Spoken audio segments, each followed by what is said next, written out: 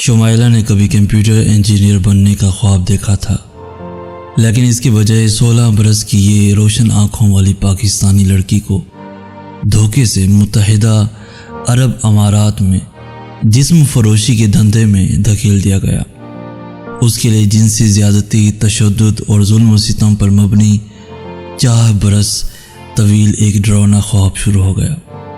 پاکستان طویل عرصے سے اس خلیجی ریاست کے لیے سستے مزدوروں کی فراہمی کا ایک اہم ذریعہ رہا ہے، خاص طور پر اس کے تعمیراتی شعبے کے لیے جس میں زور و شور کے ساتھ کام جاری ہے۔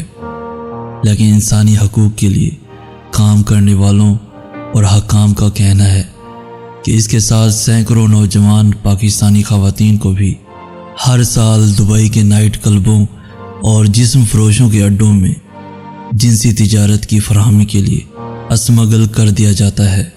شمائلہ اور ان کی بہن رابعہ بھی ان میں سے ایک تھی۔ ان کے وہاں سے فرار کے 1 سال سے زیادہ عرصہ گزر جانے کے بعد بھی شمائلہ کا درد ابھی ان کی لڑکھڑاتی چال، ان کے لہجے اور ان کے جسم پر نقش ہو چکا ہے، جس پر تشدد کے ان گنت نشانات موجود ہیں۔ ٹانگوں کی لمبائی میں عدم توازن سے انہیں چلنے میں دشواری ہوتی ہے، جو کہ ایک آپریشن نشانی ہے جو انہیں دبئی اسمگلنگ کرنے والے گروہ کی جانب سے 3 مرتبہ گولی مارنے کے بعد کیا گیا تھا۔ شمائلہ اور رابعہ 2013 میں کسی طرح سے اپنے اذیت رسانوں کی گرفت سے نکلنے کی کوشش میں کامیاب ہوئیں اور زندہ بھی ہیں۔ وہ ایک کچی آبادی میں 2 کمروں کے ایک گھر میں انتقامی حملے کے خوف سے چھپ گئی تھیں۔ ان کے مکمل نام اور ان کے شہروں کے نام ان کے تحفظ کی خاطر پوشیدہ رکھے گئے ہیں۔ صوبہ پنجاب میں ان کے آبائی قصبے میں جب ان کی مصیبت کے دن چل رہے تھے اور ان کا خاندان معاشی تنگی سے دوچار تھا، اسی دوران عائشہ نامی ایک پڑوسن نے ان دونوں بہنوں کو کچھ گھریلو کام کی پیشکش کی۔ کچھ عرصے بعد عائشہ نے ان دونوں بہنوں کو اپنے بیوٹی پارلر میں کام کرنے کے لیے دبئی لے جانے کی تجویز پیش کی۔ اس نے جعلی کاغذات حاصل کیے اور ان کی مدد سے کم عمر شمائلہ کو پاکستان سے باہر لے گئی۔ رابعہ پر جو کچھ گزری اس سے وہ بہت زیادہ مجروح ہے۔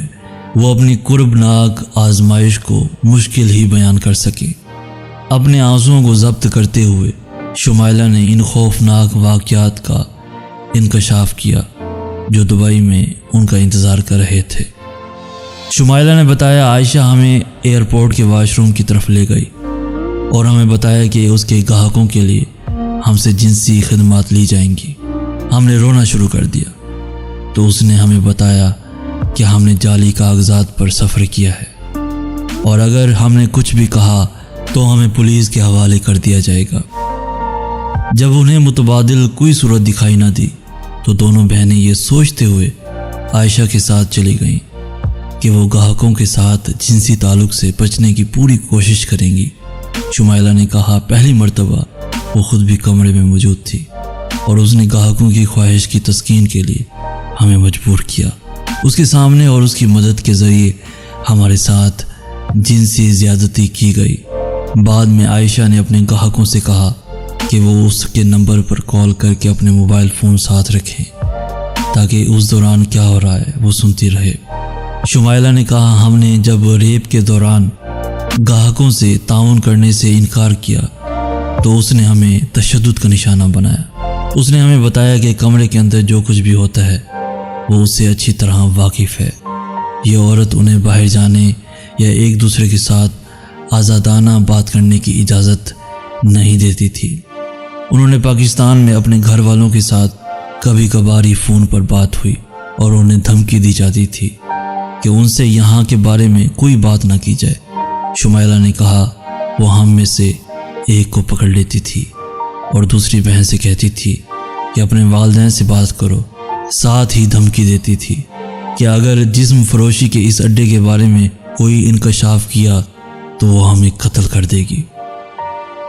وقتاً فوقتاً عائشہ ان خواتین کو پاکستان واپس لے جاتی تھی تاکہ ان کے ویزے کی تجدید کروا سکے۔ انہیں دھمکی دی جاتی تھی کہ وہ خاموش رہیں۔ اگر انہوں نے اس بات کا انکشاف کیا کہ ان کے ساتھ دھوکہ دیا گیا تھا تو وہ ان کے پورے خاندان کو قتل کروا دے گی۔ فرار میں کامیابی لیکن محدود آزاد۔ آخر کار یہ بہنیں مارچ 2013 میں اپنی بڑی بہن قمر کو اپنے اوپر گزرنے والے عذاب کے بارے میں بتانے کی ہمت کر پائیں اور یہاں سے نکلنے میں کامیاب بھی ہو سکیں۔ شمائلہ نے بتایا، عائشہ کا بھائی اور اس کے شوہر کا چھوٹا بھائی ہمارے گھر پہنچے اور انہوں نے مجھ پر 3 گولیاں فائر کی۔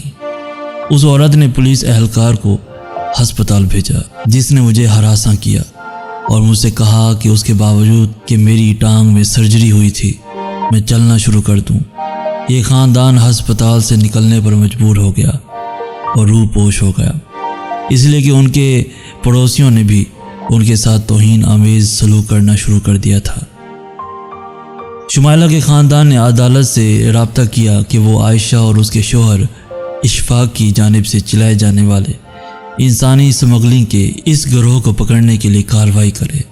عدالت نے فیڈرل انویسٹیگیشن ایجنسی FIA کو کارروائی کا حکم دیا، لیکن اس کیس میں اب تک بہت کم پیش رفت ہوئی ہے۔ ذوالفقار علی بھٹو جو شمائلہ کا مقدمہ لڑ رہے ہیں، کہتے ہیں انسانی سمگلنگ کے گروہوں کے اکثر سیاستدانوں اور پولیس کے ساتھ گہرے رابطے ہوتے ہیں۔ ذوالفقار علی بھٹو نے بتایا، کئی گروہ ہر ہفتے درجنوں نوجوان لڑکیوں کو دبئی جسم فروشی کے لیے سمگل کرتے ہیں، ان کے خلاف کوئی بھی کارروائی نہیں کرتا۔ انہوں نے کہا کہ اس کیس کا مرکزی ملزم اشفاق FIA کے کام کے سامنے عدالت سے فرار ہو گیا تھا۔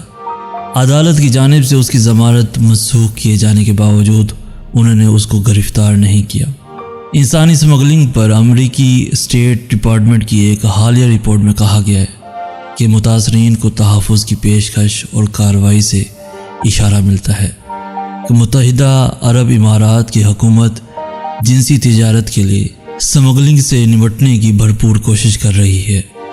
امریکی رپورٹ کا کہنا ہے کہ 2013 میں عرب امارات کی حکومت نے 40 متاثرین کا پتہ لگایا تھا اور انہیں ریاست کے فنڈ سے چلنے والی پناہ گاہوں میں بھیج دیا تھا۔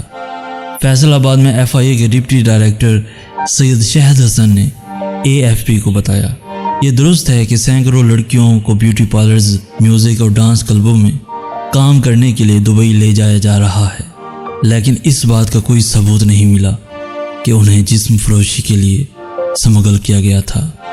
شمائلہ اور رابعہ کی آزمائشوں میں کمی آئی ہے لیکن ختم نہیں ہوئی۔ عائشہ نے عدالت میں خود کو پیش کر دیا تھا لیکن اب وہ ضمانت پر آزاد ہے۔ یہ دونوں بہنیں اب بھی اپنی زندگی کے لیے خوف زدہ ہیں کہ کوئی مسلح شخص انہیں مارنے کے لیے واپس آ جائے گا۔ ان دونوں بہنوں کے نام اور شناخت ان کے تحفظ کی خاطر تبدیل کر دیے گئے ہیں۔ پیارے دوستو، آج کا یہ واقعہ ہمیں کسی نے بہت ہی درخواست کے ساتھ بھیجا ہے کہ اس کو ضرور اپنی ویڈیو میں شامل کریں تاکہ کسی بھی شریف انسان کی زندگی برباد نہ ہو جائے، خاص طور پر ان لڑکیوں کے لیے جو بے روزگاری اور مہنگائی کے عالم میں جھوٹ موٹ کی نوکریوں کے جھانسے میں آ جاتی ہیں اور چند پیسوں کے عوض اپنی زندگی کو داؤ پہ لگا دیتی ہیں۔ خدا را اپنی اور اپنے بیٹیوں اور اپنی بہنوں کی حفاظت کریں۔